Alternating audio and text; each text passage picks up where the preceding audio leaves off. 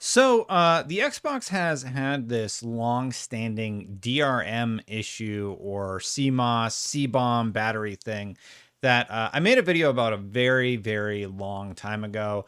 A lot of people have asked if Microsoft is ever going to work on this issue, and we finally have an update on the story from Phil Spencer himself. I'm going to give you some context and talk a little bit more about this in today's video.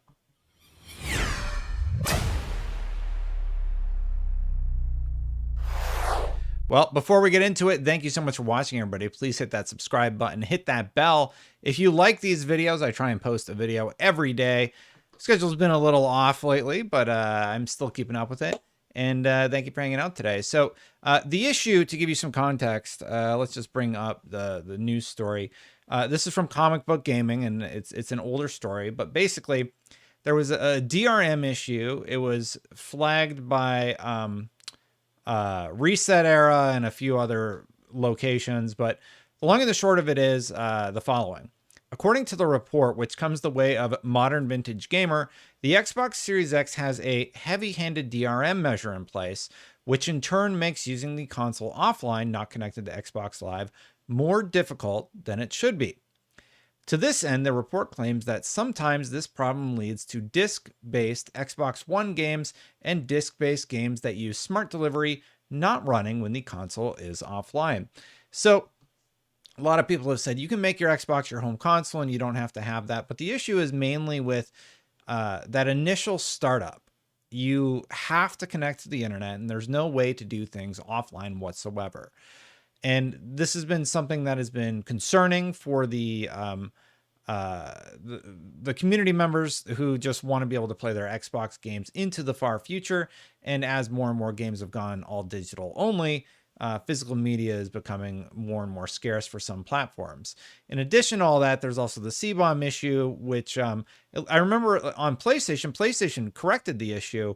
But basically, if it were to, your battery were to die, basically your console wouldn't work anymore. PlayStation has since fixed that issue. So the hope was that Xbox would follow suit. And we finally have an update on exactly that. So this story isn't the original source. This is WCCF Tech talking about it. Xbox hardware potential CMOS issues are being looked into, Phil Spencer confirms. And basically, it was during the conversation with Axios. Now, Phil Spencer has had all these quotes lately in interviews with Stephen Totillo about Xbox, where Xbox is going in the future, about his successor. And I've been doing stories about them because they've been really interesting and about important topics. And the most recent seems like it didn't make it into the interview, but we have some quotes here. They are looking into the issues that were brought up to allow for the ongoing relationship between the player and the content that they own. So here is Stephen Totillo's series of tweets after, I believe I talked about this story yesterday, discussing what is going on with emulation and how Phil Spencer believes in legal emulation, and that's the way the industry to go forward. And I had missed this, but he quote tweets his own article. My hope, and I think I have to present it that way as for now, is an industry we'd work on legal emulation that allowed modern hardware to run any, within reason, older executable, allowing someone to play any game. And then, thank you, Totillo. Like, so often I see these interviews happen and people don't ask the tough questions, right? So like I was really like when I had the opportunity to ask Phil Spencer about localization in places like Brazil, because the Brazil community wanted to ask that, I asked him that. And it's like, it's their job to have an answer, and it offers these executives an opportunity to answer these questions. There's a lot of tough questions I think Jim Ryan should be asked also. And, you know, even he's loosened up a little bit more. So I hope that this trend continues.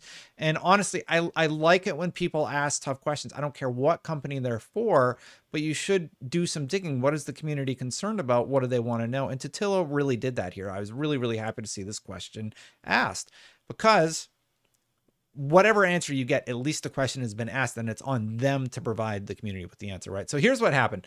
So Totillo says, not in story, but regarding CMOS issues on Xbox hardware, the hardware team is hearing the message about our consoles should allow for the ongoing relationship between the player and the content they own.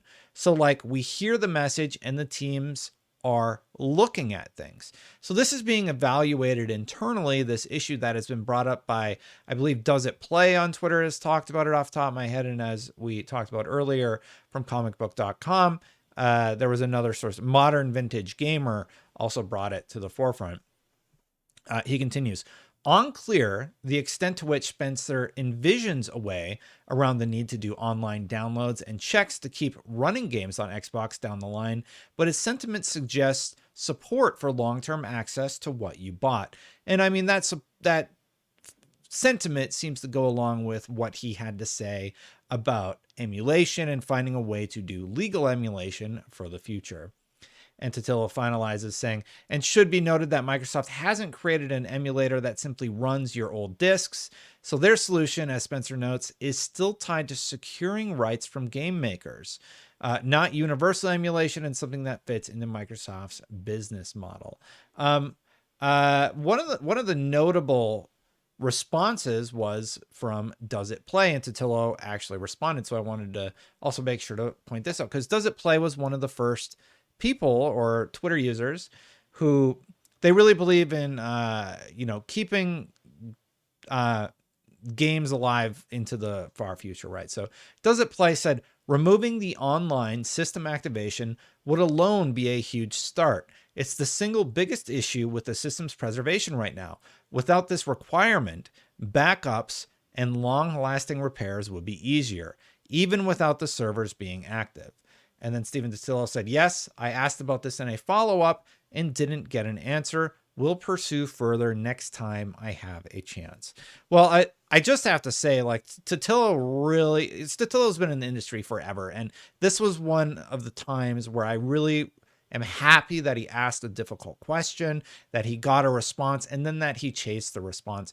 So often we see just tough questions not asked. And I love it when people just ask that question. And it's not even rude. You're just asking about a topic that the community wants to know about. And to me, it would be more rude to pretend like nothing's wrong and then write a scathing article afterwards.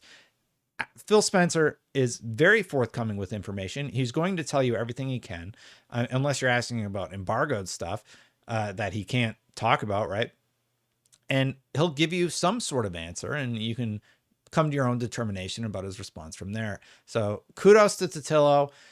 He's just been knocking it out of the park with these Axios pieces. It looks like it was one Phil Spencer interview that got broken up over the last few weeks, but I think like 4 of the stories have a really notable quote about Spencer in there, and it's just been really, really good stuff across the board. So big kudos to Axios for good work, frankly. Hopefully they continue that trend further down the line. There's some good stuff out there lately. Anyway, thank you so much for watching this video. I was really happy to hear that they're working on it, and hopefully they will come up with a solution quite soon. If you like my videos, hey, hit that subscribe button, hit that bell to know when they go live. Thank you so much to everybody who has subscribed this far. If you want to become a member, memberships are a way to support the channel. Thank you so much to everybody who has said, hey, Destin, I'm going to be a member.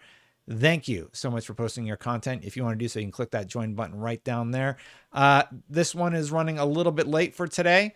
It's the end of the day, so I'm going to get out of here and hopefully record one for tomorrow so you have one bright and early. I'll see you for the next one. Bye for now, everybody.